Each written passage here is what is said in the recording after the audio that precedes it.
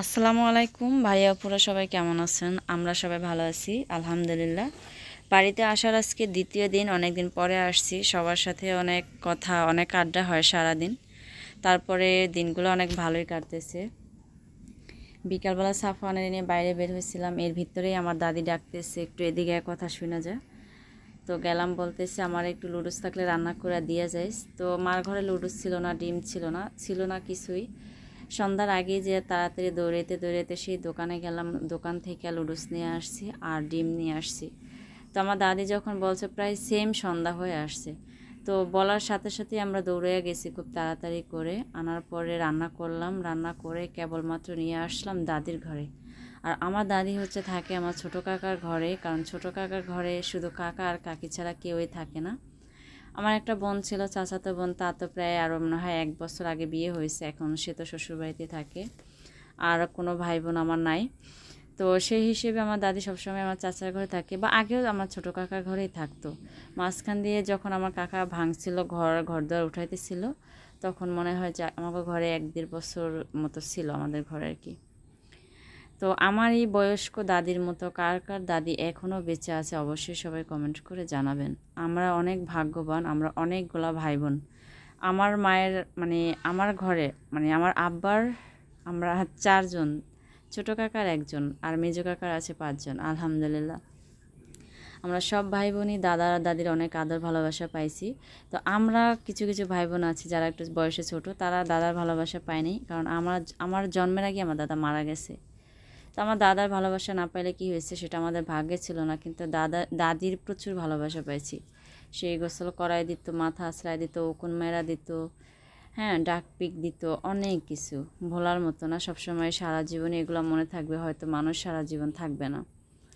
তো আমার দাদি এমন একটা মানুষ যে এখন যে পরিমাণে বয়স হয়েছে, সেই পরিমাণে যে এখনও বেঁচে আছে, এটাই ভাগ্যের ব্যাপার। আর এখন বয়স হয়েছে, এখন দিনের দিনই কেমন প্রচুর নরম হয়ে যাচ্ছে। এখন আর আগের মতো করে, আগে হাঁটতো লাঠি ছাড়া, এখন লাঠি নিয়ে হাঁটতে পারে না। হ্যাঁ, এতটা দুর্বল হয়ে পড়ছে। তো দাদির যত্ন তালাপি সব কিছুই করতে হয়, আমাদের 3 মা চাচিরাই করে। আমার তো আর ফুবো নাই। আমরা বোনেরাও তো সবসময় থাকি না, 1 মাস 2 মাস পরে আসি যখন, তখন আমাদের সামনে যতটুকু পরে অতটুকুই আমরা করার চেষ্টা করি। তো আমরা আসছি এফিরকে আসার পর আমার দাদির অবস্থা এত বেশি খারাপ দেখে খুব বেশি খারাপ লাগছে, কারণ অনেক নরম হয়ে গেছে। জানি না আল্লাহর মাল আল্লাহ কবে নিয়ে যায়, তবে সবাই দোয়া করবেন। আমার দাদি এখনও কিন্তু আলহামদুলিল্লাহ সারাদিন শুয়ে থাকতে থাকতে জানেন না পিঠে ঘাও হয়ে গেছে, তারপর উঠতে পারে না, বসতে পারে না। তারপর সেই অবস্থায় শুয়ে শুয়ে হলেও নামাজটুকু আদায় করার চেষ্টা করে। কবুল করার মালিক হচ্ছে আল্লাহ। আপনারা দোয়া করবেন সবাই আমার দাদির জন্য, আল্লাহ যেন তার নেক হায়াত বাড়াই দেয়, তার মৃত্যুর আগে যেন তার আল্লাহ ইমান দেয়। হ্যাঁ, আমার দাদির মুখে দিকে তাকালে খুব বেশি খারাপ লাগে। একদম মুখে এত পরিমাণে ঘাও হয়েছে। শুধু আমি লুডুসটা রান্না করে দিছিলাম, সেই লুডুসের ভিতরে একটুকু আমি মরিচ দিইনি, জানেন না। তারপর আমারে বলতে আসছে তোরা তো জাল খাস, সেই লেগে আমার লেগে জাল দিয়ে রান্না করে লয়েছিস। শুনে এত বেশি খারাপ লাগছে আর অনেক কষ্ট লাগছে আমার, কারণ হ্যাঁ তার কিছু আমরা কইতারম না, কারণ আমার দাদি তো কানে শুনে না, অনেক বছর আগে থেকে কানে শুনতো না, আর ইদানিং এখন একদমই শুনে না, সেই জন্য কিছু বলতেও পারে না। লুডুসটা মুখে দেয় আর কয় কী রান্না করছে, এত মরিচ দিছো কা। কিন্তু বিশ্বাস করেন একটা মরিচও দিইনি, শুধু পেঁয়াজ দিচ্ছিলাম একটু কাইটা, তাও অল্প পরিমাণে, কারণ পেঁয়াজেরও একটা ঝাঁজ আছে, এই জন্য অল্প একটু পেঁয়াজ দিয়া ডিম দিয়ে তারপরে রান্না করে দিছি। তো যাই হোক, ওইটুকু খাইয়ে রাতে ঘুমায়া গেছে।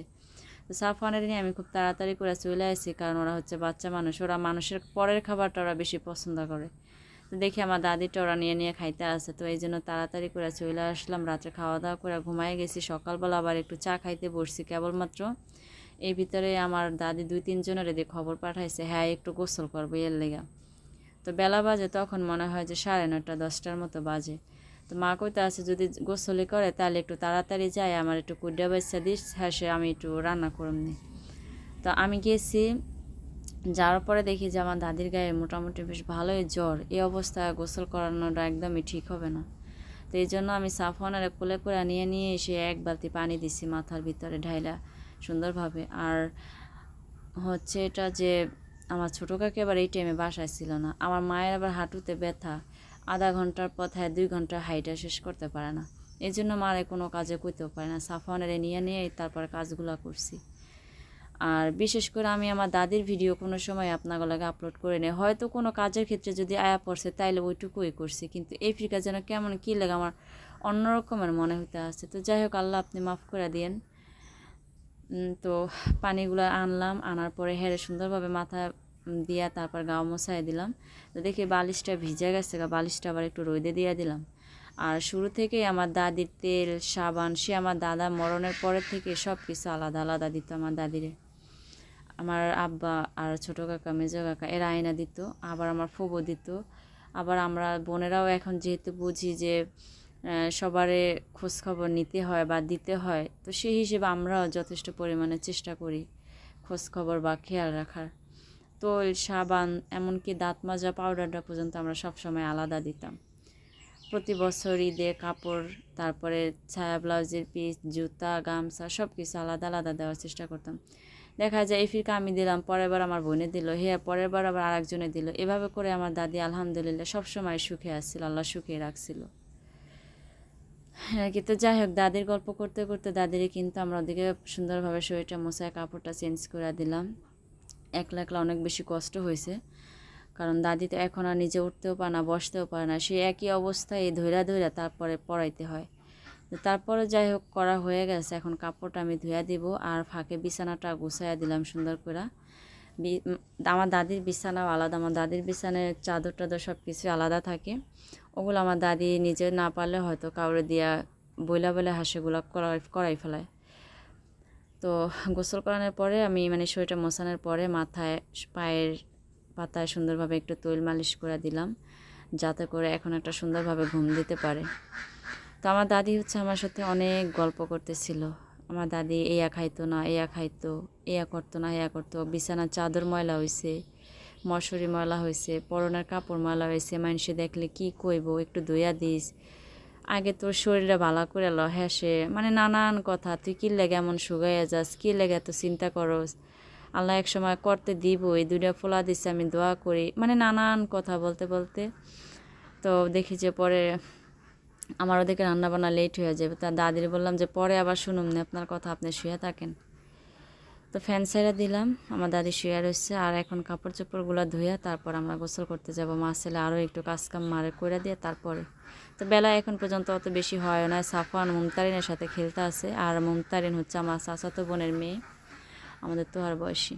আমি বলছিলাম আমার ছোটো কাকি বাসায় নাই, লাবণীর আগাই আনতে গেছিলো সামনে। তো আমার কাকার জন্য মোবাইল কিনা নিয়ে আসছে, তো বলতেছে আমি একটা মোবাইল নিয়ে আসছি আব্বুর জন্য, যাইস দেখতে। তো ওই কেবলমাত্রই আসছে, ওর সাথে আরও দু একবার দেখা হয়েছে ওর বিয়ের পরে। আলহামদুলিল্লাহ সে ভালো আছে। তো আমি কাপড় চোপড়গুলো ধুয়ে নিয়ে আহি, এর ভিতরে দেখি যে ঘাটে আরও অনেক মানুষ কাপড় চোপড় ধুইতে আছে। সাফওয়ান এদিকে কাদা কুদা মাইখা সে বইয়া রয়েছে দেখেন। এখন আমি ওই কাজ যদি করতে যাই তাহলে ওই এরকমেরই করে, আর ওরা যদি একটু খেয়াল রাখতে যাই তাইলে আবার দেখা যায় কোনো কাজ করতে দেয় না, এরকমের একটা অবস্থা।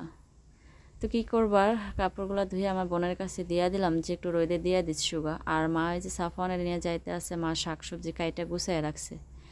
মা কখন যেন পুঁইশাক গাছের থেকে পারছে, আরও পুঁইশাক গাছে গাছে বলতেছে আবার একদিন খামুনে অল্প করে শাক পাইরা রাখছে, ভাত বসায় রাখছে।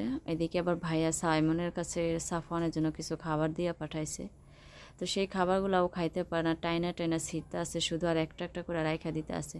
তো চকলেটও ছিঁড়ছে, সেন্টার ফুডও ছিঁড়ছে। আর এদিকে আমি আবার রিউনারে পাঠাইতেছি আমাদের বাড়িতে একটু কাজের জন্য। আমি এমন একটা জিনিস ইম্পর্টেন্ট ফালাই রাইখা আসছি যেটা আনা খুবই প্রয়োজন, তো সেই জন্য ওরা পাঠাইতেছি। এখন দুপুর টাইম, বলছে তুমি যায়া তারপর চলে আসো, ততক্ষণ আমাদের রান্না করা হয়ে যাবে, খাওয়া দাওয়া হয়ে যাবে। বৃষ্টি পড়তেছিল মোটামুটি বাইরে।